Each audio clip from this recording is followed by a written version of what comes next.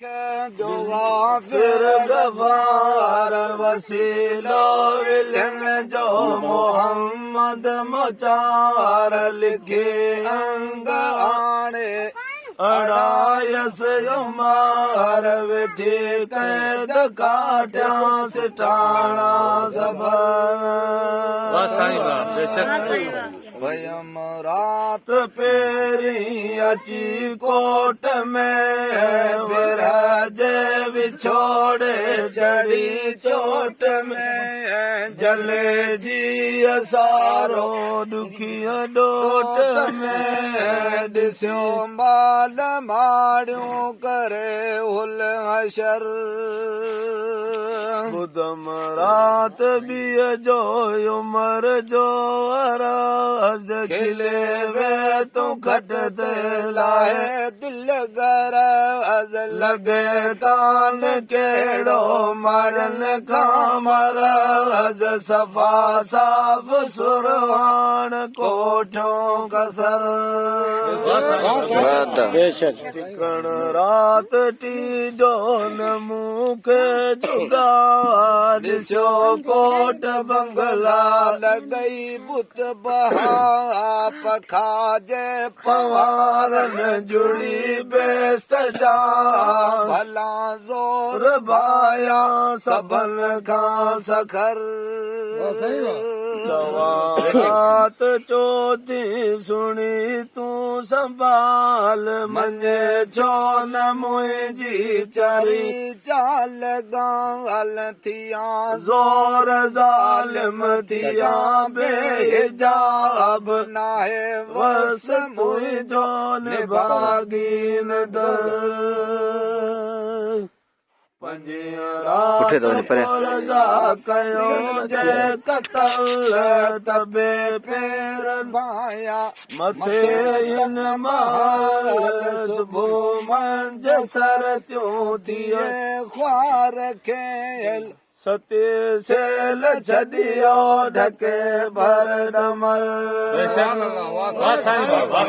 रात रात सुन तू नाई अली लंबिया कोल कोड़ा मेरे जर जलेल जासी पल पढ़ दो रखे रब जलेल कादर थी न सगंदे तू शूमी शिमर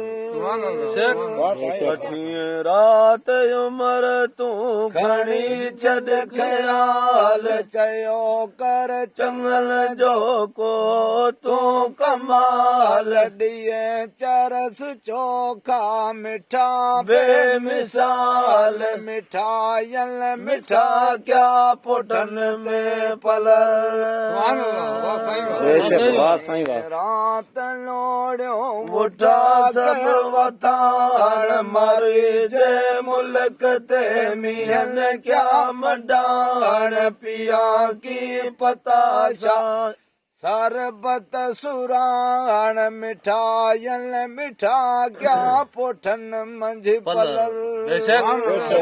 रात दिया तो गुला के गुलाम हुक्म की हलाया मथे तन हमाम अचो पेश तंहिंजे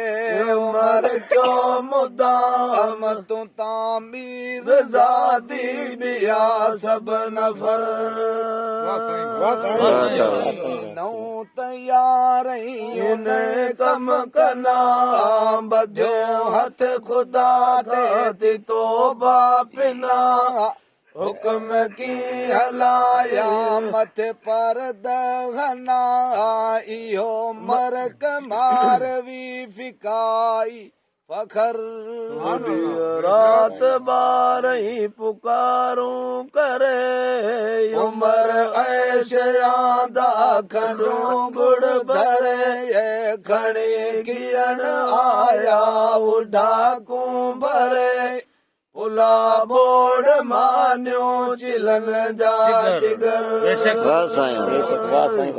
कीअं कीअं खुश थी ऐं तेरे जोत आम खंडू गुड़ खोराकू मूंखे बस बदाम असां खाज खुंबियो मरीड़ो मुदाम मियां मोक मंगरियो जसे क्यों सिंगर